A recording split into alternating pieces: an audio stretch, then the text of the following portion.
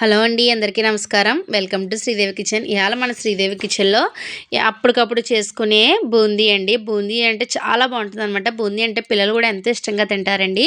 సింపుల్గా అప్పటికప్పుడు చేసుకునే విధంగా ఎలాగో చూద్దామా. ముందుగా ఒక గిన్నెలోకి ఒక గ్లాసుడు శనగపిండి అయితే తీసుకున్నానండి నేను.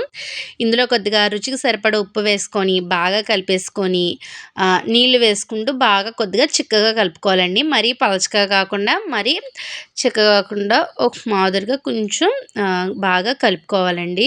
నీళ్ళు పోసుకుంటూ మధ్య మధ్యలో పోసుకుంటూ కలుపుకోవాలనమాట. నీళ్ళన్నీ ఒకేసారి వేసేసుకొని అయితే కలుపుకోకూడదండి. కొద్ది కొద్దిగా నీళ్ళు పోసుకుంటూ బాగా కలుపుకోవాలన్నమాట.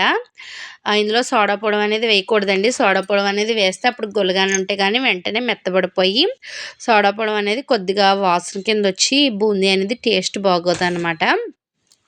ఈ బూందీ ఉత్తి శనగపిండి బూందీ అనేది కొద్దిగా నూనె అనేది లాగుతుందండి. కానీ అలా కూడా అప్పటికప్పుడు సింపుల్గా వేసుకోవడానికి బాగుంటుందన్నమాట. ఇప్పుడు నూనె వేసుకొని పెనంలో బాగా కాగిందో లేదో కొద్దిగా పిండి వేసుకొని చూస్తే తెలిసిపోతుంది అనమాట. చూసారా, నూనె బాగా కాగిందండి. ఇలా కన్నాలున్న గరిటలోకి కొద్దిగా ఈ శనగపిండి గరిటతో వేసుకుంటే చక్కగా పలుకు పలుకుగా ఈ బూందీ అనేది పడిపోతుందండి. పలుగా కాకపోయినా మనకి ఎలా వచ్చినా బూందీ అనేది తినడానికి బాగుంటుంది కాబట్టి అప్పటికప్పుడండి మనకి తినాలనుకుంటే స్నాక్స్ ఏమీ లేకపోతే మధ్యాహ్నం టీ టైంలోకి అప్పటికప్పుడు సింపుల్గా ఇలాగ శనగపిండి ఉంటే కలిపేసుకొని వేసేసుకోవచ్చు అనమాట.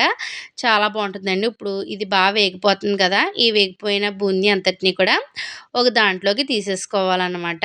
ఇలాగా మనకి పిండి అంతా కూడా ఇలాగ అయిన తర్వాత అలా మళ్ళీ ఒకసారి ఏం చేయాలంటే ఆ గరిటని వెంటనే ఆ పిండితోనే మళ్ళీ వేసేయకుండా కొంచెం ఆ గరిటని నీళ్ళలో కడుక్కొని వేసుకుంటే ఆ పిండి ఆ గరిటకి అంటుకుంటుంది కాబట్టి సరిగ్గా పడదనమాట. అందుకని మళ్ళీ కొంచెం నీటిలో అలా కడుక్కొని మళ్ళీ మనం బూందీ అనేది వేసుకుంటే చక్కగా వస్తాయి అనమాట. అలా కడగకుండా వేసేస్తే బూందీ ఆ కణాలు ఏవైతే ఉంటాయో పిండి అంటుకుపోయి సరిగ్గా పడదండి. అదన్నమాట. చూసారా, చాలా సింపుల్గా అయితే అయిపోతుందండి. కొంచెం ఓపిక అయితే ఉండాలన్నమాట మనం పొయ్యి దగ్గర నుంచోడానికైతే. పిల్లలు ఎంతో ఇష్టంగా తింటారనమాట. మీకు ఇష్టం ఉంటే మనం బూందీలోనే కారం కూడా వేసుకోవచ్చండి. ఇది తినడానికే కాకుండా మామూలు బూందీ కూరకు కూడా బాగుంటుందన్నమాట. చాలా బాగుంటుందండి. అయినా బూందీ ఇష్టపడని వాళ్ళు ఉంటారా చెప్పండి. మనకి మధ్యాహ్నం టీ టైంలో కానీ ఎవరైనా వచ్చినా మనం ఈ బూందీ అనేది పెడుతుంటాం కదా, సింపుల్గా అయితే వేసేసి వచ్చండి. చుట్టాలు వచ్చినా కూడా అప్పటికప్పుడు పావు కేజీ శనగపిండి తెప్పించి కూడా వేసేయచ్చు అనమాట. అంత బాగుంటుందండి బూందీ అనేది. చూసారా, చక్కగా ఈ బూందీ పలుకులు అనేవి ఎలా పడుతున్నాయో. ఇలాగా బూందీ అంతటిని చక్కగా ఎర్రగా బాగా వేపుకోవాలన్నమాట. వెంటనే వేపకుండా తీసేసిన బూందీ అనేది కొద్దిగా మెత్తబడిపోతుందండి.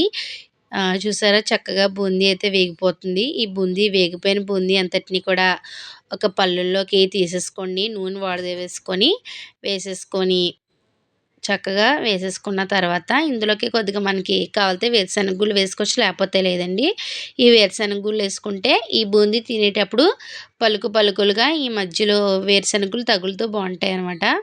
చూసారా, చక్కగా బూందీ ఈ వేరుశనగ గుళ్ళు అనేది వేగిపోయిన తర్వాత ఈ వేగిపోయిన గుళ్ళను తీసుకొచ్చి ఈ బూందీలో వేసేసుకొని ఇప్పుడు ఇప్పుడు దాకా మనకి బాగా నూనె కాగుంటుంది కాబట్టి స్టవ్ ఆపేసి కొద్దిగా కరివేపాకు కూడా వేపేసుకోవాలండి. ఎందుకంటే మంట మీద ఉండగా కరివేపాకు వేపితే కొద్దిగా తూలే అవకాశం ఉంటుంది కాబట్టి నేను స్టవ్ ఆపేసి కరివేపాకు అనేది బాగా వేపేసుకున్నాను అనమాట. వేపేసుకున్న కరివేపాకుని ఈ బూందీలో వేసేసుకొని మనకి కావాలితే కారం వేసుకోవచ్చు, లేకపోతే లేదండి.